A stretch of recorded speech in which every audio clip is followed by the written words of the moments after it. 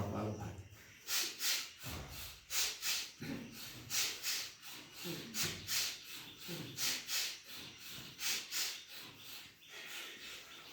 अनुलोम विलोम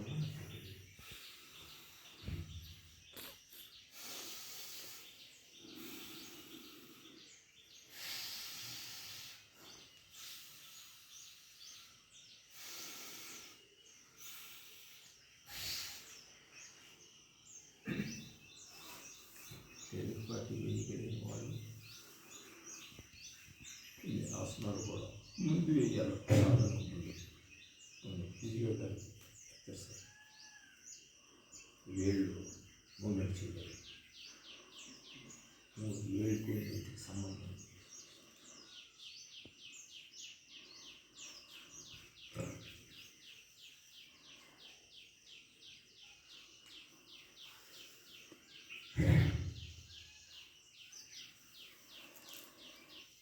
ఈ బట్టలు వెళ్ళాలితే నాలుగు నిలబడుతుంది.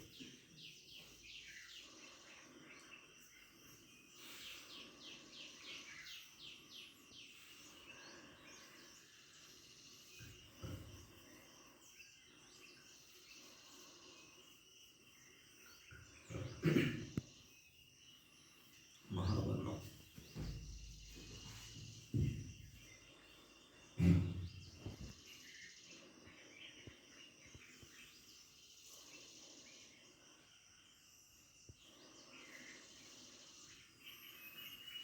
మూడు వ్యాధులు మొదలై ఉంటాయి, పోతాయి.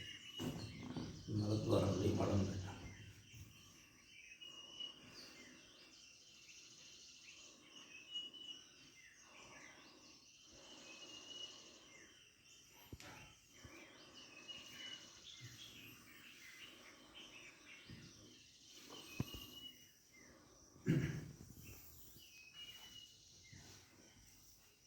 ఇది పశ్చిమోత్తానాసనం అంటారు.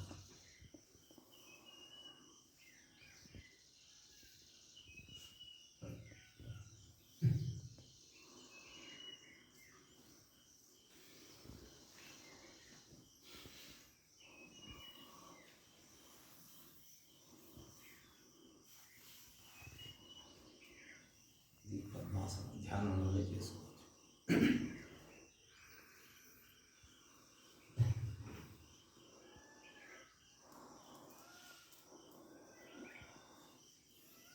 యోగముద్రాసనం.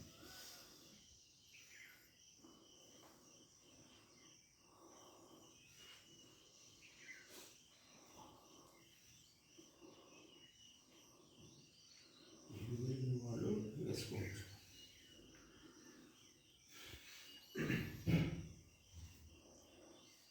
పెద్దవాళ్ళు అయిపోవాలి, ఏజ్ బాడీ అలవాటు చేసుకోవచ్చు. అలవాటు ఉంది, బాడీ రక్తం శుద్ధం ఉంటుంది.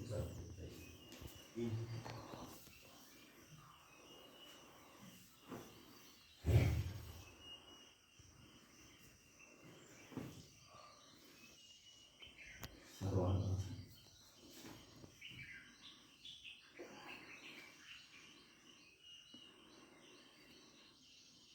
హలాసనం.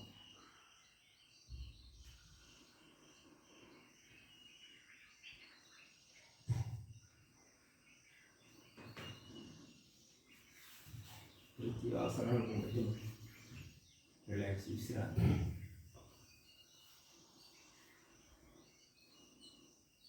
తర్వాత మళ్ళీ ఆసనాన్ని స్టార్ట్ చేసేసుకోవచ్చు. 5-6 ఆసనాలు, ప్రతి ఆసనంలో 5-10 నిమిషాలు సేపు వేస్తే బాడీ ఫిట్ అయిపోతుంది. అప్పుడు సాధన చేయాలి.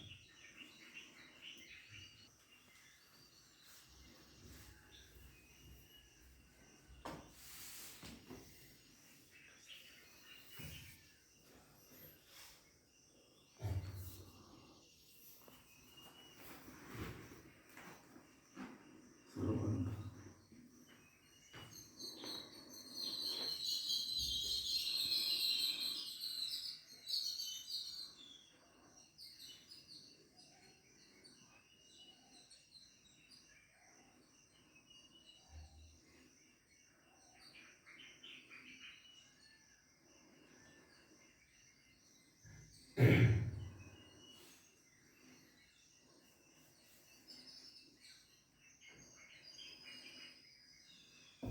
బిగే విధానం జాగ్రత్తగా ఈ ఆసనం కొరడ వేసి వెనుభవం సైడ్ అయిపోయి వెనుభవం చచ్చిపోయాడు శీర్షాసనాన్ని. రక్తం శుద్ధిగా ఉండాలి, బ్రహ్మచారిగా ఉండాలి. గృహస్థులు కూడా వేసుకోవచ్చు, బ్రహ్మచర్యం పాటించాలి.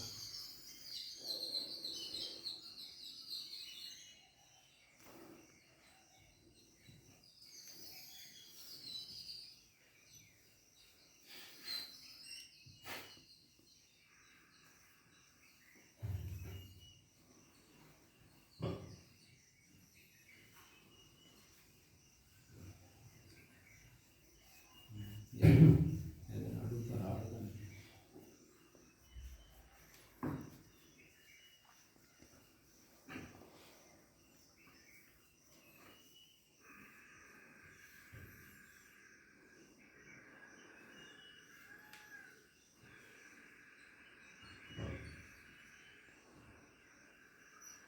ఊర్ధం ప్రాణం అయిపోతుంది. ఉన్నయ అపానం కిందికి రావుతుంది. మధ్య వామనమాసి ఆ రెండింటికి మధ్యలోనూ పొట్టిగా ఒక నాడి ఉంది. అదే బ్రహ్మనాడి, అదే సుషుమ్నాడి. విశ్వదేవం ఉపాసిస్తే విశ్వంలోనూ ఉన్న దేవతలందరూ కూడా ఆ నాడిని ఉపాసన చేస్తున్నారు. మనం చేసే స్వామి చెప్పింది అదే శక్తి.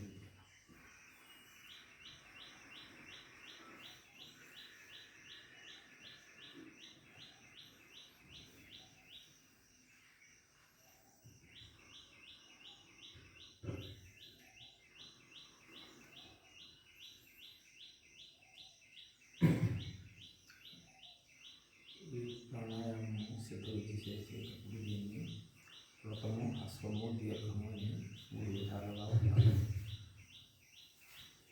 దీర్ఘ ప్రాణాయామం దీంట్లో సూక్ష్మగతి, స్థూలగతి అని ఉంటాయి.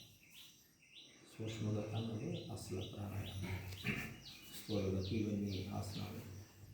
ఈ క్రియలన్నీ చేసిన తర్వాత సూక్ష్మగతి లాస్ట్ ఫైనల్కు ఎవరికో వస్తుంది. అప్పుడు ప్రాణాయామం. అంతవరకు ప్రాణాయామాలకు దారి తీసినటువంటి మార్గాలు ఇవన్నీ.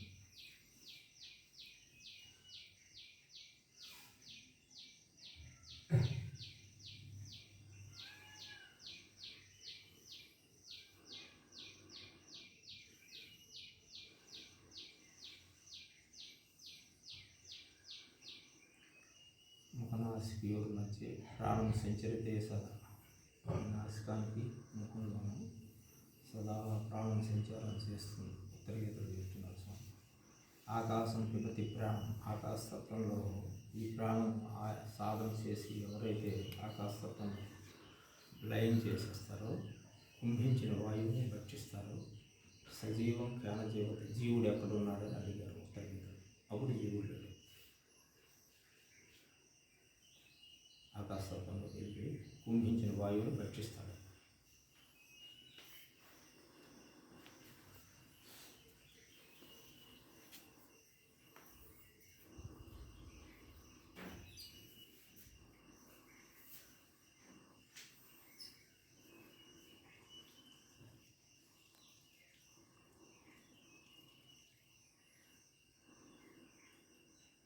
ముహూర్తమభియోగేసి రెప్ప మూసి తెరిసినంతసేపు యోగము యందు ఇచ్చ కలిగి ఎవరైతే నాసాగ్రే, నాసికంటి ముక్కు, అగ్రవంటి తిరిగిస్తానో మనసా సహా మనసును అక్కడ పెట్టి యోగం ఎవరైతే యోగనిష్టలో ఉంటారో తస్య జన్మ శతార్థితం పాపం వినస్థితి. 100,000 జన్మల నుండి చేసినటువంటి పాపాలన్నీ కూడా భస్మీపటమైపోతాయి. కొండంత దూది పెట్టి చిన్న నిప్పు కనిపెట్టిస్తే ఎలాగైతే భస్మైపోతుందో, ఒక్క రెప్ప మూసి తెలిసినంత కాలంలో మనసుతో సహా మనసు ఎట్టుకోకూడదు, అక్కడే ఉండాలి.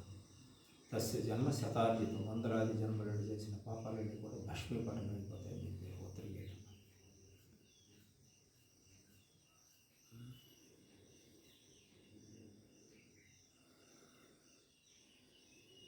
ఈ విధి చేస్తే ఏటు వస్తుందని ఎవరైనా ప్రశ్నిస్తారు. వశిష్ఠుడు రాముడితో చెప్తున్నాడు, రామ రాజ్యాది మోక్ష పర్యంతం.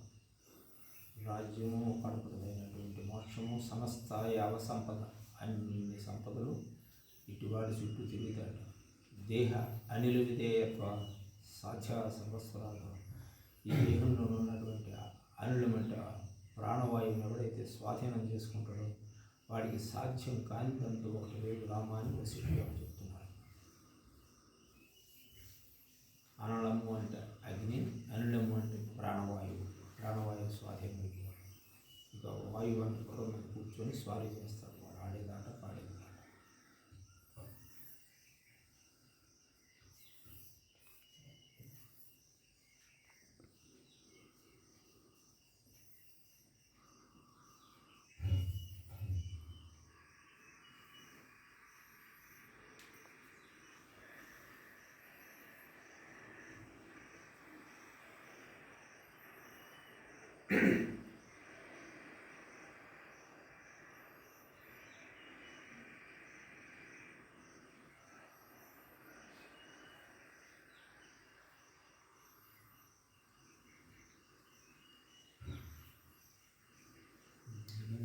కంటిన్యూషన్ ధారలు ఉంటుంది, అలా చేయాలి.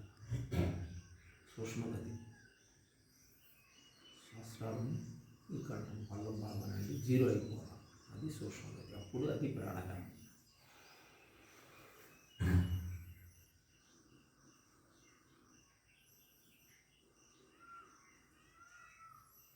ఇక్కడ నుండి ఇక్కడకు 0.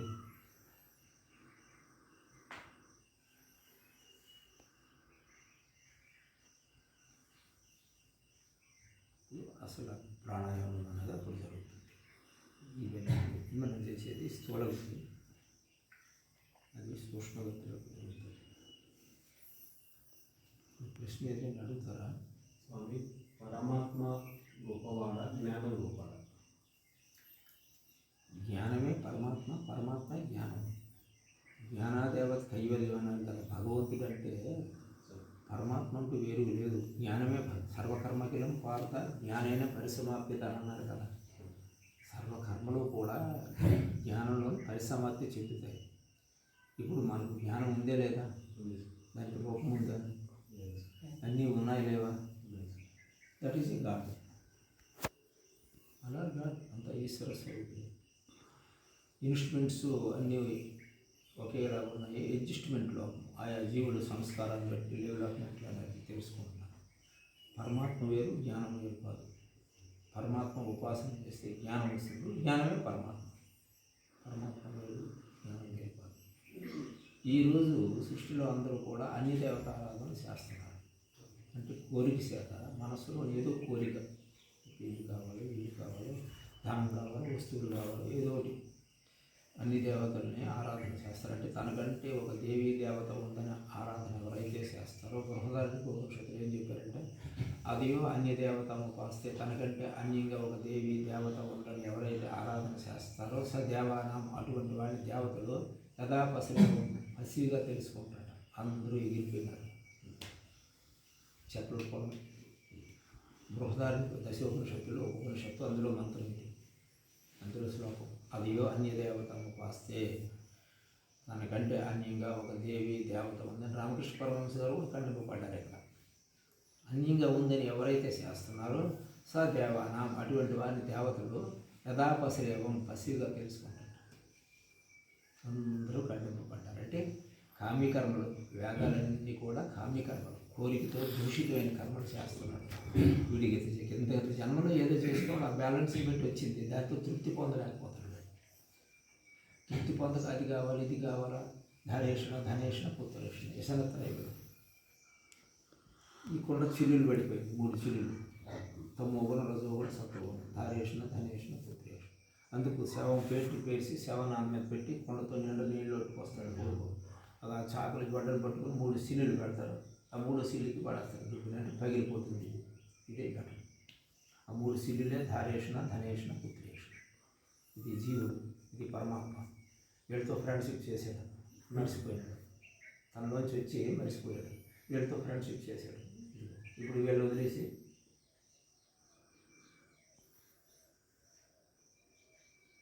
మళ్ళీ తను వచ్చిన చోటికి చేరిపోవాలి. చిన్మద్ర తాలూకు భావన. ఇది జ్ఞానముద్ర.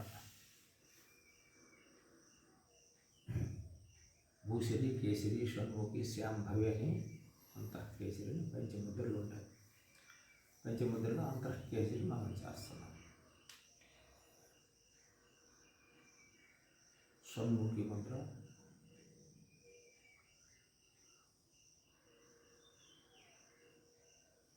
అంటే కొందరికి లైట్ వెంటనే వస్తుంది. మీకు ఇక్కడ లైట్ చూడాలి, 3వ కంట్లో ఉంది అని తెలియాలని అంటే సూర్యుడు ఒకేలా తీక్షణంగా చూడండి.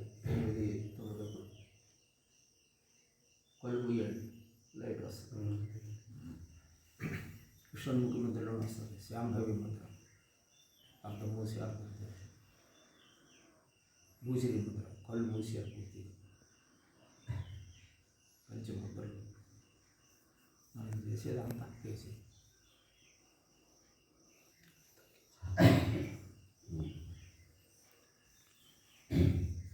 ఏం డౌట్ ఉంది మాస్టర్ జరిగింది. జవాబు ఎక్కడ దొరకాలా? నాలోనే దొరకాల. అంటే ఊర్ధన్ నా సమస్య, ఊర్ధానికి పోతే సందేహం ఇవ్వండి. పరమాత్మ ఉపాసన చేయమని అంటారు. అందరూ కూడా చిల్లర దేవుళ్ళు ఉపాసన చేస్తున్నారు. యోగి పరమేశ్వరుని ఉపాసన చేస్తున్నారు. పరమేశ్వరుడు అంటే అర్థం ఏంటంటే, పర అంటే సృష్టికే విలక్షణంగా ఉన్నవాడని అర్థం. సృష్టి స్థితి లయములకు కూడా మూల విరాట్ ఆయన్ని పరమేశ్వరుడు అంటారు. అందరూ కూడా దేవీ దేవత ఆరాధన చేస్తున్నారు. వీళ్ళెవరూ మోక్షం ఇచ్చే అర్హత లేదు వీళ్ళకి. అందుకు బ్రహ్మ విష్ణు మహేశ్వరుడు కూడా ధ్యానయోగం చేస్తున్నారు. అంటే వీళ్ళెవరూ మోక్షం ఇవ్వలేరంట. ఆయన పరమేశ్వరుడు ఒక్కడికే ఆ శక్తి ఉంది. అందుకు పరమేశ్వరు ఉపాసన చేయమంటారు. అన్య దేవత ఆరాధనలు చేస్తే వాళ్ళకు ముక్తి మోక్షం ఈ దేవతలు ఇవ్వలేరు. అందుకు ఆ బ్రహ్మ భవనంలో ఒక పునరావృత్తి అన్నారు భగవద్గీతలో. అర్జున, ఆ బ్రహ్మదేవుడు లోకం చేరినా మళ్ళీ పునరావృత్తి ఉంది. అక్కడికి వెళ్ళి మజిలీలోనే మళ్ళీ తపస్సు చేయాలి. నేరుగా పరమేశ్వర ఉపాసన చేయలేదు కదా, దేవతలను ఉపాసన చేశాడు. అక్కడ చేరుకుంటాడు. అక్కడ చేరి మళ్ళీ అక్కడ సాధన చేసి పైకి మళ్ళీ చేరుకోవడానికి టైం మళ్ళీ పడుతుంది. నేరుగా పరబ్రహ్మ ఉపాసన చేసిన వాడికి చేరిన పునరావృత్తి ఉందట, మళ్ళీ జన్మకు వచ్చేస్తాడు. అది జీవశక్తి. ముఖ్య ప్రాణం అని ఇక్కడ నుండి ఉంటుంది, వృత్తి ప్రాణం అని ఇక్కడ వస్తుంది. ఈ శ్వాస ఇక్కడ ఆడడం మొదలెట్టిన తర్వాత మనస్సు ఏర్పడ్డాడు. చెలే వాతే చెలే బిందు, వాయువు చెలుస్తుంటే మనస్సు ఏర్పడ్డాడు. ఆ మనస్సు ద్వారా ఇంద్రియాలతో సంయోగం చెందుతున్నాడు జీవుడు. మనస్సు అన్న, జీవుడన్నా, ప్రాణమన్నా, మాయ అన్న ఒకటే. అది వచ్చి ఇంద్రియాలతో ఎప్పుడైతే సంబంధం పడుతుందో తన నిజస్వరూపాన్ని మర్చిపోయాడు. అందుకు శక్తి శివుని సాటి మీద కాలేసి కుమ్మేస్తుంది. అంటే మన లోపల ఆ శక్తి అన్నటువంటిది మనల్ని తెలియకుండా మరుగుపరిచేస్తుంది. ఇది అర్ధభాగం శక్తి, అర్ధభాగం శివుడు. ఈ శివుడిని శక్తి కుమ్మేసి అదో పాతాళంలోకి పడిస్తుంది. అప్పుడు మళ్ళీ శక్తిని వశం చేసుకున్నప్పుడు శివుడు అవుతాడు.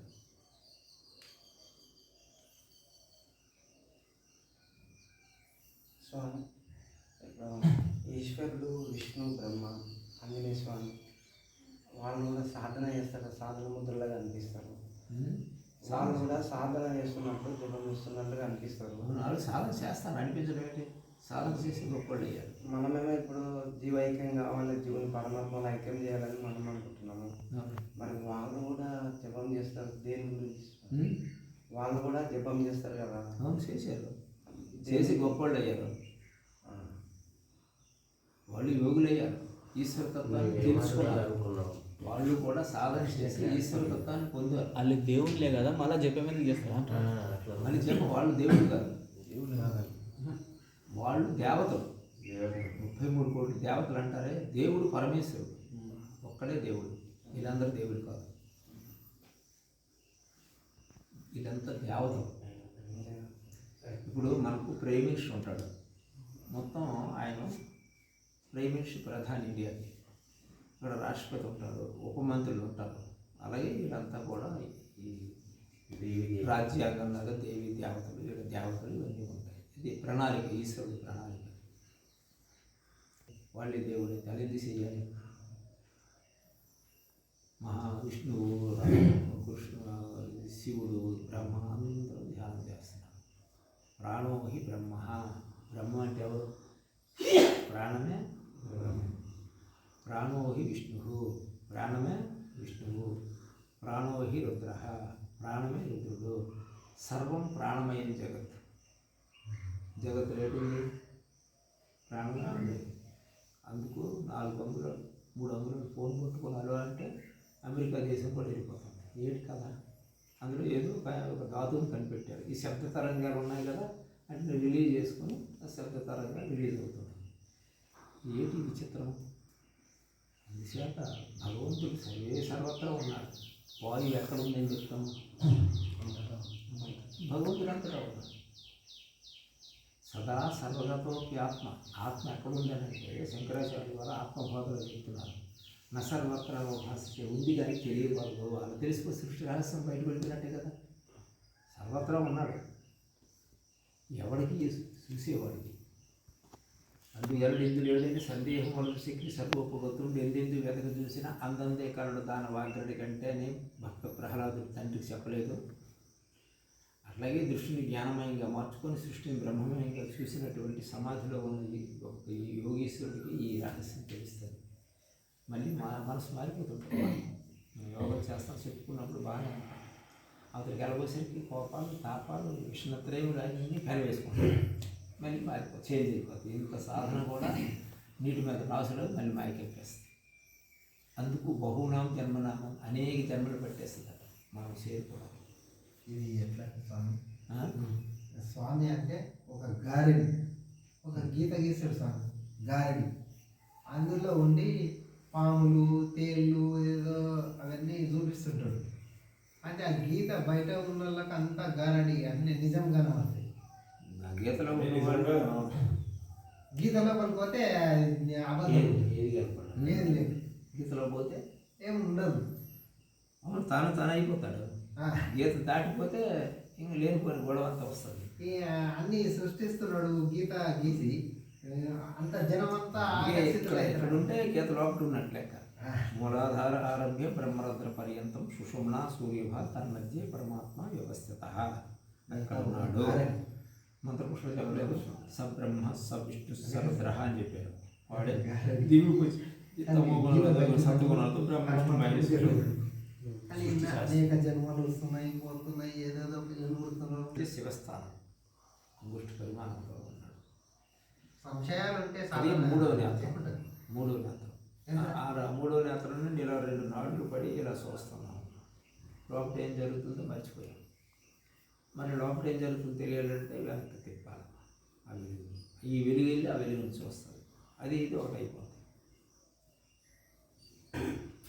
సిద్ధ విద్యని నన్ను గురువు గారు మనకి ఏదైతే విద్య ఇచ్చిందో ఆ సంశయాలు లేకుండా వేశాడు. చెంచలమిహి మనఃకృష్ణ ప్రమాదేని బలవద్దరం తస్యాహం నిగ్రహం మన్య వాయువరేషు దుష్కరం. అని ప్రశ్న అందరదును పామరుడి దగ్గర నుండి పండితుడి వరకు కూడా నా మనసు నిశ్చలమైపోయింది. నేను ఎవడో చెప్పగలరా? ప్రశ్న అయితే ఒకటే ప్రశ్న, చక్కటి ప్రశ్న వేసాడు ఆయన. అర్జునుగా కృష్ణ, మనస్సు నిధులు చంచలమైనటువంటిది, ప్రమాదకరమైనటువంటిది, అవసరం లేనన్నింటి మీద వెళ్తుంటుంది. ప్రమాదం పెడుతుంది కదా, ఇష్టత్రయంలో పెడుతుంది కదా, అవసరం లేనివన్నీ పాపాలు చేసి సచ్చిందాక కూడేస్తాడు దరిద్రుడు. ఏం చేసుకుంటాడో క్షమించాడు. ఇసుకరైలు పట్టుకెళ్తాడా, ఎన్ని అమృతాలు ఆడుతాడో, ఎన్ని పాపాలు చేస్తాడో, ఎంతమందిని ఇబ్బంది పెడతాడో. ఈ కొంతమంది ఘాతకులు ఉంటారు కదా, రాష్ట్ర కృత్యాలు చేసిన వాళ్ళు. అది ఏంటంటే అది తెలుసుకోవాలి. తెలిసిన ఈ మనస్సు మిగిలిన ప్రమాదకరమైనటువంటిది అన్నారు, దృఢమైనటువంటిది. దీన్ని ఛేదించడం మహా కష్టం. బలమైనది, దృఢమైనది. తస్యాహం నిగ్రహం అనే దీన్ని నిగ్రహించడము మహా కష్టం. కృష్ణ వాయువురేవో దుష్కరం. వాయువును నిలపడం ఎంత కష్టమో మనస్సును నిలపడం అంత కష్టమని ప్రశ్న వేశాడు. ఈ ప్రశ్న అందరితోనూ ఒక్కలే, ఇంకేమైనా ప్రశ్న వేయొచ్చా తెలిసిన వాడు? అన్ని ప్రశ్నలు ఈ ప్రశ్నలో నిమిడిపోయినాయి. నా మనసు నిశ్చలం అయిపోయింది. నేను ఎవడని చెప్పమని ప్రశ్న ప్రశ్న వేయడానికి లేదు.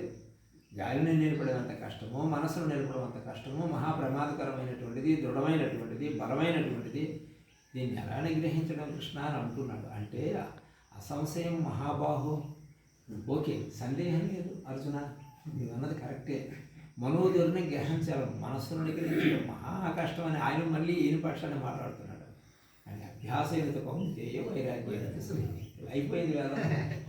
ఎవడైనా చేసి ఏడ్చినాడా చెప్పండి? రెండోది మర్చిపోతే ఉన్నది ఒకటి. ప్రశ్న వేశాడు, జవాబు చెప్పాడు కదా, పట్టుకోవచ్చు కదా భగవద్గీత. ఇంక భగవద్గీత ఏంటి నీకు? అభ్యాసమైనది కౌంతేయ వైరాగ్య అర్జున. అభ్యాసం చేతను వైరాగ్యం చేతను తన మనస్సును తాను నిరోధించవచ్చు. వాటి తీసి అభ్యాసం. అభ్యాసం అంటే ఏమిటి? పట్టుకోలేదు తెలియగలిగిన వాడు. అభ్యాసం అంటున్నారు, అది ఏంటి అభ్యాసం? అది యోగాభ్యాసం. యోగా చిత్తవృత్తి నిరోధ అంటాడు పతంజలి మహర్షి. చిత్తానికి ఉన్న వృత్తులన్నీ నిరోధింపబడతాయి. తదాదృష్ట తన స్వరూపాన్ని తాను దర్శిస్తాడు. శివానంద పరమహంస నియమం పోండి కరెక్ట్ ఇది చేసుకుంటే ఆటోమేటిక్ ఓకే, అయిపోతుంది. ఎప్పుడైనా రీచ్ అయిపోతుంది. ఇంకోటి నడవడిక. నడవడిక ఏంటంటే న్యాయార్జితమైనటువంటి తినేది న్యాయార్జితమైనటువంటి డబ్బే ఖర్చు ఏది పెట్టాలి. పడితే అది తినడానికి లేదు, ఎవడు పడితే అది అవతల వ్యక్తిని యోగి పరిగ్రహించకూడదు. ఒప్పుకోకూడదు ఇక. ఎవరిచ్చిన ఇదన్నీ వస్తువులను అక్రమ సంపాదన తీసుకొచ్చి ఆశ్రమాలకు పెడతాము, అక్రమ సంపాదన సంపాదించి ఇదంతే మన సాగులకు మన పెడతామంటే ఆ మనసు సాగు మనం అంటే మనసు చెల్లిస్తుంది మనకు. ఎందుకంటే అది అక్రమార్జన. న్యాయార్జితం ఉండాలి. యుక్తాహార విహారస్య కర్మసు యుక్త స్వప్నావబోధస్య యోగోబోధ. న్యాయమైన ఆర్జితం కావాలి. యుక్త అంటే న్యాయమైన ఆర్జితం, కష్టార్జితం అంటారు దాన్ని. అది కావాలి. మనం కష్టపడి దాన్ని ఆర్జన చేసుకొని ఆహారం తీసుకోవాలి. యుక్త అంటే సాత్విక ఆహారం. పొట్టకు అర్ధ భాగం చేసి అర్ధ భాగంలోనూ సాత్విక ఆహారం తీసుకోవాలి. ఆయుష్ సత్వ బల ఆరోగ్య రస్య స్థిర ఆహారం సాత్విక ప్రియం. సాత్వికుడికి ఏంటంటే క్షారకారాలు లేనిది, ఆయువుని పెంచింది. తిన్న తర్వాత క్వాలిటీ మంచిదై ఉండాలి, క్వాంటిటీ తక్కువై ఉండాలి. అటువంటి ఆహారాన్ని దాహం కలగంది తీసుకుంటున్నాడు ఎవడు? సాత్విక. తర్వాత దాహం కూడా ఉండకూడదు. కట్వ ఆమ్ల లవణ అత్యుష్ణ తీక్ష రోక్ష విదాహ ఆహారం రాజసి ప్రియం. అతి పులుపుగా ఉండాలి, అతి వేడిగా ఉండాలి, అతి కారంగా ఉండాలి. ఇట్లాంటివి తీసుకుంటాడు. రజోగుణం ఉన్నవాడు అవంటేనే వాడికి ఇష్టం. అది పులుపు కావాలా, అతి వేడి కావాలా, అతి కారం కావాలా, అతి అన్నీ అతి అతి అనే పదం వాడేశారు కదా ఎక్కువ భగవద్గీతలో. యాతయామం కథరసం పూర్తి పౌరకృత ఉత్తిష్ట మీకు భోజనం తామస ప్రియం. తమో ఉన్నవాడు ఏంటంటే యామము అంటే సంస్కృతంలో 3 గంటలు.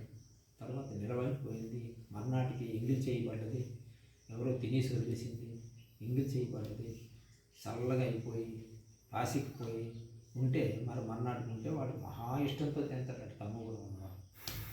వీడికి సస్య జ్ఞానం రాదు. తామస ప్రియం తమో గుణం వాడికి అదే ఇష్టం. ఈ జాతకాలన్నీ మనకు అమ్మల్లో ఉన్నాయి కదా, గుణం ఉన్నవాడు అది ఇష్టపడతాడు. అది ఇన్ని చెప్పాడు పాపం ఆయన. సమంకాయం శిరోగ్రీవం కూర్చొని కానీ ఆహారం వేడి. సమంకాయం శిరోగ్రీవం శిరసగ్రభాగం వరకు సమంగా ఉండాలి. ధార్యం నచ్చినం అటు ఇటు చూడు. సంప్రేక్ష నాసికాగ్రం. నాసికాగ్రం అంటే ఎక్కడ చూడమన్నారు పండితులు, అలా తెలవక. నాసికం అంటే ముక్కు, అగ్రం అంటే తిరిగి. దిశ చవడ దిశలు అటు ఇటు చూడకూడదు. కూర్చోవడం కూడా చెప్పాడు. సుశోభ ప్రదేశం, శుశిగా శుభ్రంగా ఉన్నటువంటి ప్రదేశంలో నువ్వు రూమ్ ఏర్పాటు చేసుకొని చిన్న పీట ఒక 3 అంగుళాలు ఎత్తులో ఉంటుంది. నేలకు ఉంటే సీమలో గట్ట పోగుతాయని కూర్చో. చాలా అది దర్భ సాపు కానీ లేదా తెల్లటి వస్త్రం కానీ దాని మీద వేసుకొని సాగును కూర్చోవాలి.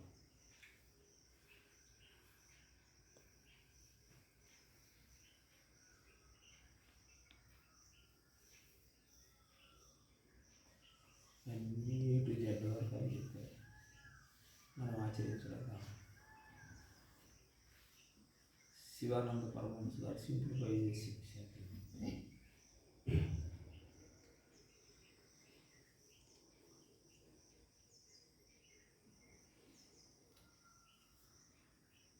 ఉన్నది గుట్టే పర బ్రహ్మమంచు గుడుర వేమ. బట్టబయలు అంటారు అసిరుడు. అది ఊరికి బట్టబయలు లోబైల వేలిపోయిలా పట్టబయలు.